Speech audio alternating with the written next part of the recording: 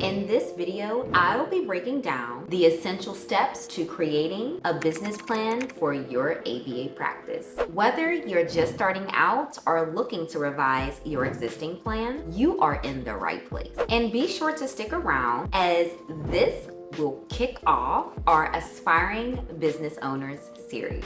Step 1, define your vision and mission. Your vision and your mission statement is the heart of your business plan. They will serve as the guiding principles for your practice and will influence every decision you make, from the services that you'll offer or the clients that you'll attract. Say, for example, your mission is to provide high-quality ABA therapy to underserved communities. This mission or vision can shape your pricing strategy, your location, as well as the efforts that you put into outreach to these individuals.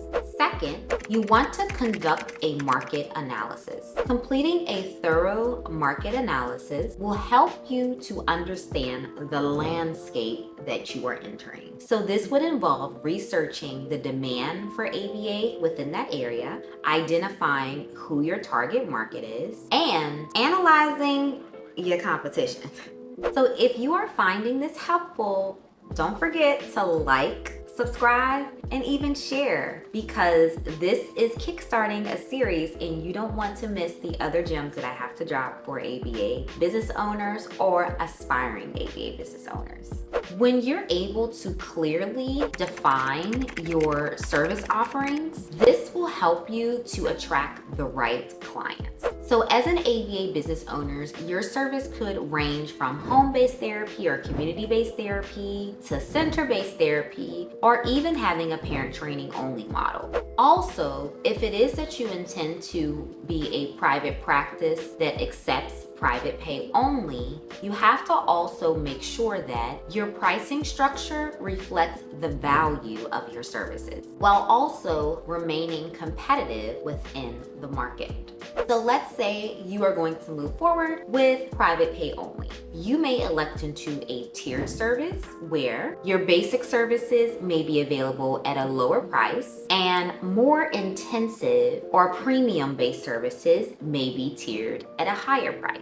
This will allow you to cater to a range of clients that have different budgets. So for me, as a consultant to those wanting to pursue a business in ABA, I offer one-on-one consulting classes at a lower price. And then I also offer a mid-tier offering, which is group-based coaching, and a high-level, more premium service offering, which is an advanced one-on-one consultation where I walk you through many of things on how to start and successfully sustain your ABA practice.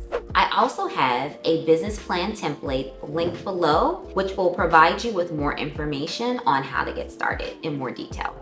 Next, you want to develop a marketing strategy. And we have to think about it. If people don't know that we're out there, how are they going to access our services? So this is super critical in your process of creating your business plan. So you have to think about what strategies will you use to not only attract new clients, but also retain those clients. This can include both tactics that you utilize online as well as offline. This may entail building a professional website and utilizing search engine optimization on your website or your social media platforms if you're going for an online basis of marketing. And if we're thinking about offline, this could also include networking with your local school districts or networking with other professionals within your field or other fields that are closely aligned with the population that you wish to serve. If it is that you are utilizing a marketing tactic that is offline, you may consider joining a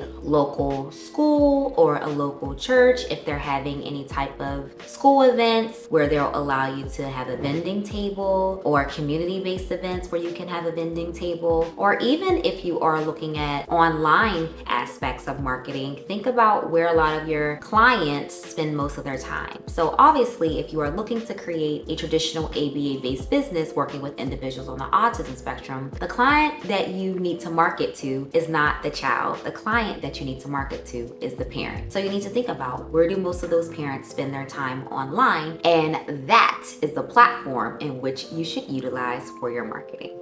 So from a financial standpoint, financial planning is so critical. I just recently dropped a video, so check it out. I'll link it below, on how to avoid or manage financial uncertainty in your business. So be sure to watch that so that you can be prepared to help mitigate this in your journey of becoming an ABA entrepreneur. However, within the startup phase, you'll need to consider what are the costs of operating this company. This could include leasing a space, purchasing equipment, or even any type of licensing fees that might be associated with operation. You also want to consider those ongoing expenses such as salaries, utilities, insurance, and also what will be your projected income. Because what I'm assuming is if you are going full force, you probably won't have another job that you're able to hold while beginning to build and grow your business. So by creating a detailed budget and some financial projections for the first few years of business can help you to manage your cash flow as well as plan for growth. I will say oftentimes people that I consult with will traditionally have financial projections that are extremely high. And oftentimes this is because they may pull some rates that they found offline and be very black and white in their approach as it relates to how much income they could obtain and how much profit they can obtain, but really don't understand all of the nuances that can come along with being an ABA business owner, as well as how much variability there can be depending upon your clientele. So I always say err on the side of caution. Yes, we want to go big, we want to live out loud, we want to go shoot for the moon and the stars, but also to understanding that you must be realistic. And when you are looking at your budget as well as looking at potential financial projections, thinking again, we want to go big, but we also want to be realistic, and we don't want to find ourselves in a bind because we were too busy shooting for the moon and the stars and not being realistic. So if you have found any value in what I've shared so far, please be sure to subscribe because it would truly mean the world to me, and comment below. If I could give myself any advice when I first started this journey, it would be to establish SOPs. SOPs will help to ensure consistency, quality, and efficiency in your practice. I will be the first to say it's easier to do it on the front end and make edits along the way than to have a full blooming practice and then having to create SOPs for other people to follow to be able to do their job at the optimal level. Your SOP should cover everything from client intake, treatment planning, how sessions should be documented, how staff training is conducted, supervision, or even what is the process of opening the facility and closing the facility. Literally everything that is encompassed within your business should have an SOP.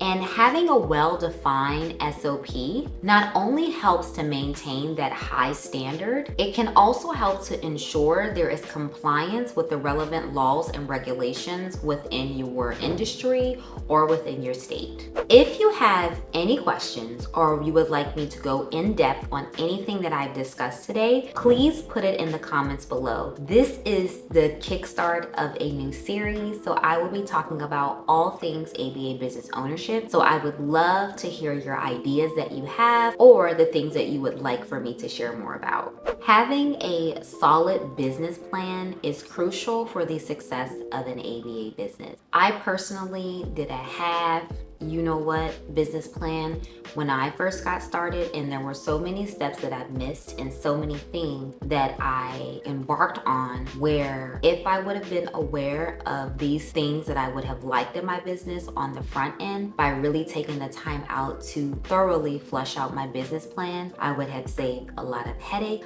a lot of stress, a lot of tears, and a lot of money. And by doing these things, it only helps you to establish a strong strong foundation for your business. So if you take nothing away from anything that I've said in this video, the one thing that I would want you to walk away with is the importance of completing a business plan.